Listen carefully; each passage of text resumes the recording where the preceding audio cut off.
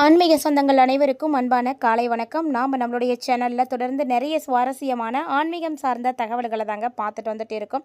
அந்த வரிசையில் இந்த பதிவில் என்ன பார்க்க போகிறீங்க அப்படின்னா, மார்ச் மாதம் 18ஆம் தேதி அன்னைக்கு நிகழக்கூடிய அற்புதமான அமாவாசை என்னென்ன மாற்றங்களை மேசராசி நேயர்களுக்கு ஏற்படுத்த கொடுக்க போகுது அப்படின்றத பற்றியும், அமாவாசை முடிஞ்சதுலேருந்து ஏற்படக்கூடிய முக்கியமான விஷயங்கள், அதாவது நடக்கக்கூடிய விஷயங்கள்லாம் என்னென்ன, மேலும் உங்களுக்கு நடக்கக்கூடிய விஷயங்கள் வெற்றிகரமாக முடியறதுக்கும், தடைகள் இதெல்லாம் ஏற்படாமல் இருக்கிறதுக்கும் என்ன மாதிரியான பரிகாரங்கள் செய்யலாம், வழிபாடுகள் செய்யலாம் அப்படின்றத பற்றியும் தான் தொடர்ந்து இந்த பதிவில் நம்ம தெரிஞ்சுக்க போகிறோம். பொதுவாக மாதம் மாதம் அமாவாசை வரும். இருந்தாலுமே கூட ஒவ்வொரு மாத அமாவாசைக்குமே தனித்துவமான தன்மைகள் இருக்குது, சிறப்புகள் இருக்குது. பார்க்கும் பொழுது மார்ச் 18 அன்னைக்கு உருவாகக்கூடிய அமாவாசை பார்த்திங்கன்னா பித்ருதோஷத்தை போக்கக்கூடிய அற்புதமான அமாவாசை. ஏன்னா ஒவ்வொரு அமாவாசையிலையுமே கிரக மாற்றங்கள் அப்படின்றது ஏற்படும். அந்த முக்கியமான கிரக மாற்றங்கள் தான் அடுத்தடுத்து நிகழக்கூடிய எல்லா விஷயங்களுக்குமே காரணமாக இருக்கும். அப்படி பார்க்கும் பொழுது அமாவாசையிலேருந்து பார்த்திங்கன்னா ரொம்ப நல்ல கிரகங்களுடைய மாற்றங்கள் இருக்குது. பொதுவாக அமாவாசைனா சூரியனும் சந்திரனும் ஒரே நேர்கோட்டில் இருப்பாங்க. ஆனால் இப்போ பார்த்திங்கன்னா மீனராசியில் சனி பகவான் இருக்கிறாரு, சுக்கிர பகவான் இருக்கிறாரு. அவங்களோட சேர்ந்து சூரியனும் சந்திரனும் இயங்க போகிறாங்க. அப்படிங்கும் பொழுது நிறைய யோகங்கள் ஏற்படும். இந்த யோகங்கள் மேசராசி நேயர்களுக்கு எப்படி இருக்குது, மேலும் இந்த அமாவாசை திதி எப்போ ஆரம்பமாகுது, எப்படி வழிபாடுகள் செய்யணும் அப்படின்றத பற்றியும் தொடர்ந்து பார்த்து தெரிஞ்சுக்கலாம். அடுத்தடுத்து நிகழக்கூடிய முக்கியமான ஒரு சில கிரகங்களுடைய மாற்றங்களால் மேசராசி நேயர்களுக்கு அமாவாசைக்கு அப்புறம் பார்த்திங்கன்னா ஒரு கலவையான பலன்கள் தான் கிடைக்க போகுது. தொழில், உத்தியோகம் இது ரீதியாக பார்க்கும் பொழுது உங்களுக்கு ஒரு நல்ல வளர்ச்சி இருக்குது, முன்னேற்றம் இருக்குது. அதே போல் வருமானம் இருக்குது. இதுக்கெல்லாம் எந்த ஒரு குறைவுமே இருக்கவே இருக்காது. ஆனால் அந்த நேரத்தில் பார்த்தீங்கன்னா உங்களுக்கு வீணான அலைச்சல் இருக்கும், திடீர் செலவுகள் இருக்கும், எதிர்பாராத விரயங்கள் உங்களுக்கு ஏற்படும். ஸோ இந்த மாதிரியான விஷயங்கள் எல்லாமே மேசராசிக்காரங்களுக்கு அமாவாசைக்கு அப்புறமா நடக்க தான் போகுது. மார்ச் மாதம் வரக்கூடிய இந்த அமாவாசை பார்த்திங்கன்னா புதன்கிழமை அன்னைக்கு வந்திருக்கு. திதியும் புதன்கிழமை காலையில் 8 மணிக்கு மேலே ஆரம்பமாகுது. திதி எப்போ முடியுதுன்னா வியாழக்கிழமை காலையில் 7:30 மணிக்கெலாம் முடிஞ்சிடுது. ஸோ முழுக்க முழுக்க அமாவாசை அப்படின்றது பார்த்திங்கன்னா புதன்கிழமை தான். அமாவாசை வழிபாடு புதன்கிழமை செய்யுங்க.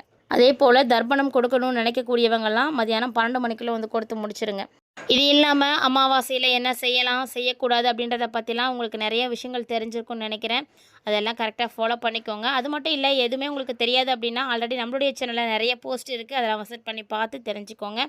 இப்போ மேசராசிக்காரங்களுக்கு எப்படி இருக்குது அமாவாசைக்கு அப்புறமா அப்படின்றத தெளிவாக பார்க்கலாம். ராசி மண்டலத்தில் முதலாவதாக இருக்கக்கூடிய மேசராசி நேயர்களுக்கு மார்ச் 6 அன்னைக்கு சனிப்பெயர்ச்சியானது நடந்தது. இந்த சனிப்பெயர்ச்சி பார்த்திங்கன்னா 7.5 சனியினுடைய ஆரம்பம் உங்களுக்கு. அப்படிங்கும் பொழுது ஒரு சில விஷயங்களில் கவனமாக தான் இருக்கணும். இருந்தாலுமே கூட அமாவாசைக்கு அப்புறமா பார்த்திங்கன்னா சுபகிரகம்னு சொல்லக்கூடிய குரு பகவான் வக்ர நிவர்த்தி அடைந்து நேராக போக போகிறாரு. இதனால் மேசராசி நேயர்களுக்கு பல மாற்றங்கள் நிகழப்போகுது அப்படின்னே சொல்லணும்.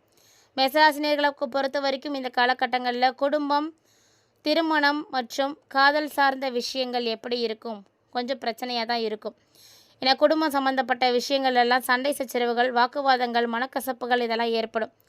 அதனால் இதெல்லாம் ஏற்படாமல் இருக்கிறதுக்கு அமாவாசையில் முன்னோர்களை வழிபாடு செய்யுங்க. உங்களுடைய முன்னோர்கள் இதை எல்லாத்தையுமே தடுத்து நிறுத்துவாங்க.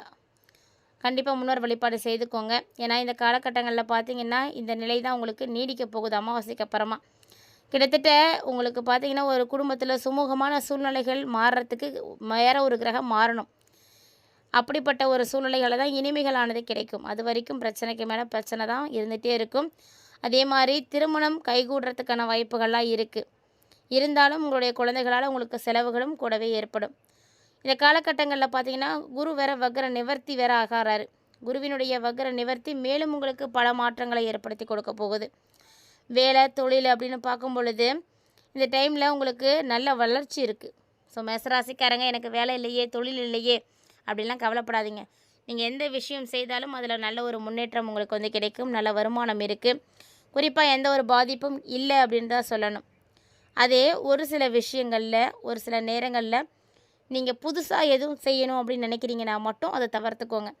ஏன்னா முன்னாடியே செய்துட்டு இருக்கக்கூடிய விஷயங்கள் பிரச்சனை கிடையாது. இப்போ தான் நான் புதுசாக ஆரம்பிக்க போகிறேன், இந்த அமாவாசைக்கு அப்புறம் தான் ஸ்டார்ட் பண்ண போகிறேன் அப்படின்னா அந்த விஷயத்தில் கவனமாக தான் இருக்கணும். அது மட்டும் இல்லைங்க, மேசராசிக்காரங்களுக்கு இந்த காலகட்டங்களில் திடீர்னு அதிர்ஷ்டங்களும் இருக்குது. திடீர் அதிர்ஷ்டத்தை கொடுக்கக்கூடிய அமைப்புகள் எல்லாம் இந்த கிரக அமைப்புகள் உங்களுக்கு கொடுக்க போகுது. அதனால் நீங்கள் முயற்சி பண்ணுங்கள். எந்த ஒரு விஷயமா இருந்தாலும் சரி, அது சின்னதோ பெருசோ, நடக்குமா நடக்காதா அப்படின்ற சந்தேகம்லாம் வேண்டாம். முயற்சி பண்ணுங்கள். முயற்சி பண்ணிங்கன்னா கைகூடி வரத்துக்கு வாய்ப்புகள் நிறைய இருக்குது. அதே நேரம் நீங்கள் ஒரு சில விஷயங்களை நடத்த போகிறீங்க அப்படின்னா அதுக்காக கொஞ்சம் செலவு பண்ணுற மாதிரி தான் இருக்கும். எந்த செலவுமே இல்லாமல் நீங்கள் நினைத்ததை வந்து செய்ய முடியாது. ஏன்னா இந்த டைமில் விரயம் உங்களுக்கு இருக்கத்தான் செய்யும். ஏன்னா சனி விரய சனியை தான் இருக்கிறாரு. அப்படிங்கும் பொழுது நிச்சயமாக உங்களுக்கு செலவு இருக்குது. வருமானமும் சரி, பண வரவும் சரி நல்லா தான் இருக்குது. நல்லா தான் இருந்தாலுமே கூட உங்களுக்கு செலவு அப்படின்றது அதிகமாக தான் இருக்கும். எதிர்பாராத செலவு வந்துடும். உங்கள் கையில் காசு பணம் இருக்கிறது அப்படிங்கிறது பெரிய விஷயந்தான். நீங்கள் இந்த பக்கம் சம்பளம் வாங்குறீங்க அப்படின்னா இந்த அண்ணா வந்து செலவாயிடும். அந்த மாதிரியான சூழ்நிலைகள் தான் உருவாக போகுது. அதனால் கவனமாக இருக்கணும். குறிப்பாக மருத்துவ செலவுகள், குழந்தைகளுக்காக நிறைய செலவு பண்ணுற மாதிரிலாம் இருக்கும். அதனால் சேமிப்பு அப்படின்றது அவசியமானது. கொஞ்சமாவது வந்து கையில் வச்சுட்டே இருங்க. கொடுக்கல் வாங்கல் விஷயங்களும் எப்படி இருக்குன்னா ரொம்ப ரொம்ப சுத்தமாக இருக்கணும். கொடுக்கல் வாங்கல் விஷயங்களில் எச்சரிக்கையாக வந்து செயல்படுங்க. சின்ன சின்ன விஷயங்களுக்கெல்லாம் கூட நீங்கள் கடன் வாங்குற மாதிரி இருக்கும். ஆனால் முடிஞ்ச அளவுக்கு அது சின்ன விஷயம் தானே, அதை சரி பண்ணிக்கலாம், பார்த்துக்கலாம், இருக்கிறத வச்சு செஞ்சுக்கலாம் அப்படின்ற ஒரு மனநிலைக்கு வந்துடுங்க. சின்ன விஷயத்துக்கெல்லாம் கடன் வாங்காதீங்க. அப்படி ஒருவேளை நீங்கள் இதெல்லாம் கடன் வாங்குனீங்கன்னா அதுவுமே உங்களுக்கு பெரிய பிரச்சனையை தான் ஏற்படுத்தி கொடுக்கும். அப்படின்றதுனால அந்த விஷயத்தில் கவனமாக இருங்க. ஸோ கிட்டத்தட்ட பார்த்தீங்கன்னா இந்த டைமில் நீங்கள் எந்த விஷயம் செய்கிறதா இருந்தாலும் முழுக்க முழுக்க திட்டமிட்டு கவனமாக செயல்படணும். அப்போ தான் வீண் செலவுகளையும் அலைச்சலையும் உங்களால் வந்து குறைக்க முடியும். மேசராசி நேர்களை பொறுத்த வரைக்கும் அதாவது மார்ச் 20க்கு அப்புறமா இந்த மாற்றங்கள் உறுதியாக உங்களுடைய வாழ்க்கையில் நடக்கும் அப்படின்னே சொல்லலாம்.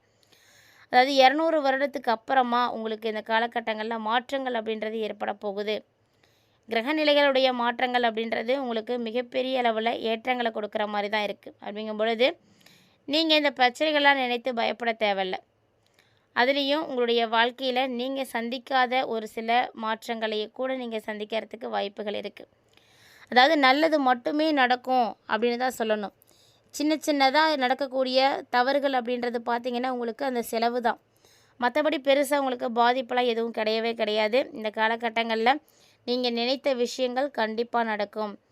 என்னென்ன விஷயங்கள் நல்லபடியாக நடக்கணும் அப்படின்னு நீங்கள் எதிர்பார்க்குறீங்களோ அதெல்லாம் நடக்கிறதுக்கு நிறைய சான்ஸ் இருக்குது. அதே போல் மேசராசிக்காரங்களுக்கு பார்த்திங்கன்னா சனி தான் விரைய செலவுகளை கொடுப்பாரே தவிர குரு உங்களுக்கு நல்ல பலன்களை தான் கொடுக்க போகிறாரு. இப்போ நடந்திருக்கக்கூடிய இந்த குரு மாற்றத்தால் தொட்டதெல்லாம் உங்களுக்கு அதிர்ஷ்டங்கள் வந்து கிடைக்கும் அப்படின்னே சொல்லணும். ஏன்னா கிரகங்களில் ரொம்ப முக்கியமான ஒரு கிரகம் அப்படின்னா அது குரு தான். இப்போது குரு வந்து வக்ர நிவர்த்தியாகி நேராக வந்து போக போகிறாரு. அப்படி இருக்கும் பொழுது மேசராசி நேர்களுக்கு பார்த்திங்கன்னா பல்வேறு விதமான அற்புதங்கள் எல்லாம் நிகழும் அப்படின்னே சொல்லணும். அதுலேயும் உங்களுக்கு நிறைய மாற்றங்கள் வந்து இப்போ கிடைக்க போகுது. குரு பகவானால் பெருசாக உங்களுக்கு பிரச்சனைகளோ பாதிப்புகளோ எதுவும் கிடையாது. ஒவ்வொரு விதமான கிரகங்களுடைய மாற்றங்கள் அப்படின்றது இருக்கும் பொழுது உங்களுடைய வாழ்க்கையிலையும் மாற்றங்களை நீங்கள் சந்திப்பீங்க.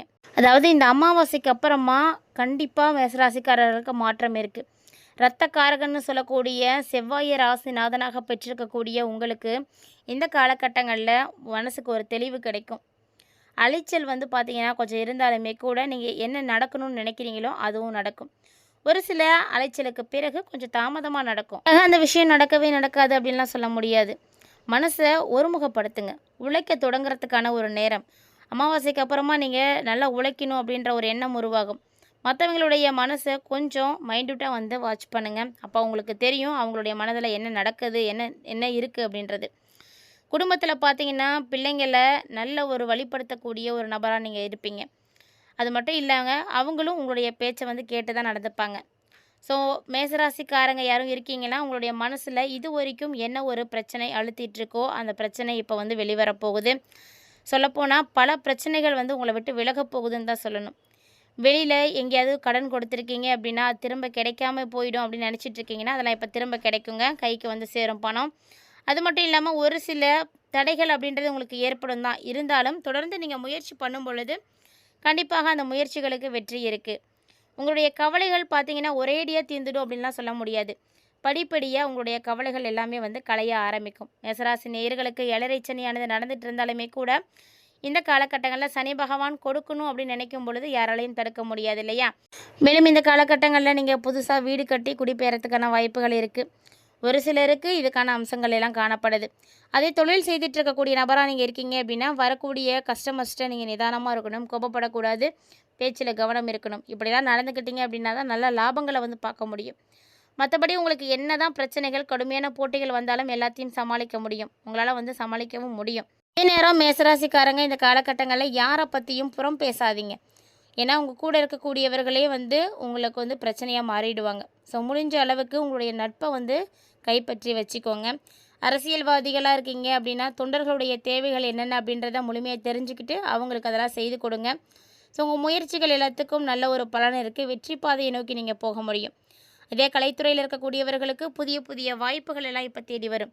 வாய்ப்புகளை நல்லா பயன்படுத்திக்கோங்க. அருமையான ஒரு நேரம். இதே பெண்களாக இருக்கீங்க அப்படின்னா கணவருடைய அன்பு பாசம் எல்லாம் கிடைக்கும். உறவினர்களை மட்டும் கொஞ்சம் அனுசரித்து போய்க்கோங்க. பணவரவு நல்லா இருக்கும். உடல் ஆரோக்கியமும் நல்லா இருக்கும். எங்கே எப்போ எப்படி பேசணும் அப்படின்ற நேரத்தில் மட்டும் நிதானத்தோடு பேசுங்க. அதுவே போதும். கல்வி பயிலக்கூடிய மாணவ மாணவிகளுக்கும் நல்ல ஒரு வெற்றிகள் கிடைக்கும். அதுவும் விளையாட்டுத்துறையில் இருக்கக்கூடியவர்கள்லாம் நீங்கள் வெற்றியை வந்து கண்டிப்பாக நிலைநிறுத்துவீங்க. மேலும் உங்களுக்கு நல்லது நடக்கிறதுக்கு தினமுமே முருகன் ஆலயத்துக்கு போயிட்டு வாங்க. முருகப்பெருமான் வழிபாடு உங்களுக்கு கை கொடுக்கும். அதே மாதிரி நேரம் கிடைக்கும் போதெல்லாம் கந்தசஷ்டி கவசத்தை வந்து சொல்லிட்டு வாங்க. இன்னும் நிறைய நல்லது நடக்கும். இந்த பதிவில் அமாவாசைக்கு அப்புறமா, அதாவது மார்ச் 20க்கு பிறகு உங்களுடைய வாழ்க்கையில் நடக்கக்கூடிய மாற்றங்கள் எப்படி இருக்குது அப்படின்றத மேசராசினியர்களே தெளிவாக பார்த்து தெரிஞ்சிட்ருப்பீங்கன்னு நினைக்கிறேன். வீடியோ பிடிச்சிருந்தது அப்படின்னா லைக் பண்ணி ஷேர் பண்ணுங்கள். மறக்காமல் கமெண்ட் பண்ணுங்கள். மேலும் இது போல் பல இன்ட்ரெஸ்டிங்கான தகவல்களை எல்லாம் நீங்கள் தொடர்ந்து பார்க்கணும்னு ஆசைப்பட்டீங்கன்னா சேனலை சப்ஸ்கிரைப் பண்ணிவிட்டு ஃபாலோ பண்ணிக்கோங்க.